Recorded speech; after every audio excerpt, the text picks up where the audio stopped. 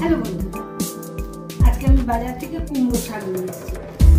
কুমড়োর ডাঁটাগুলো একটুখানি খড়খড়ে হয় তো, তাই আমি এগুলো এরকম করে দেখো চোখলা ছাড়ানোর মতো করে ছাড়িয়ে নিই, তাহলে খেতে আরো ভালো লাগে। খড়খড়ে ভাবটা থাকে না, তাতে খেতেও ভালো লাগে। আবার এই পাতাগুলো একটু গুঁড়ো হয়ে গেলে আমার মা কিন্তু সেগুলো দিয়ে একটু অল্প জলে ভাপিয়ে বেটে রসুন লঙ্কা দিয়ে বেটে নিত, বেটে নিয়ে নুন মিষ্টি দিয়ে ভেজে নিত কালো জিরা ফোড়ন দিয়ে। সেটাও কিন্তু দুর্দান্ত খেতে। তো মোটামুটি কুমড়ো শাকের কোনো কিছুই আমরা ফেলি না, আর কি সবই খাওয়া হয়ে যায়।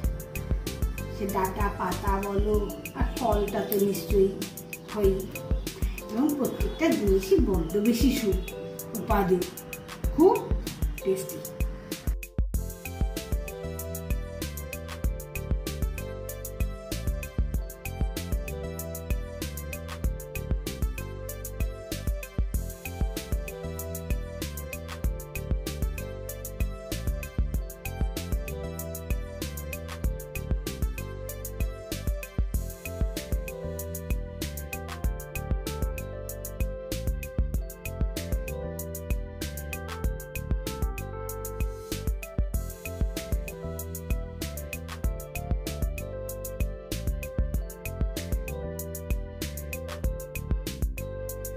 এবার আমি এতে সবজিগুলো দিয়ে দিই।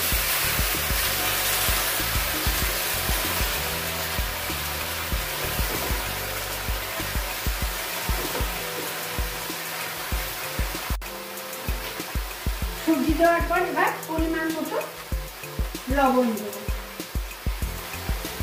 এটাতে আমি জল ছল দিই না, সবজি সেদ্ধ যে জলটা বেরোবে তাতেই কিন্তু এটা হয়ে যাবে।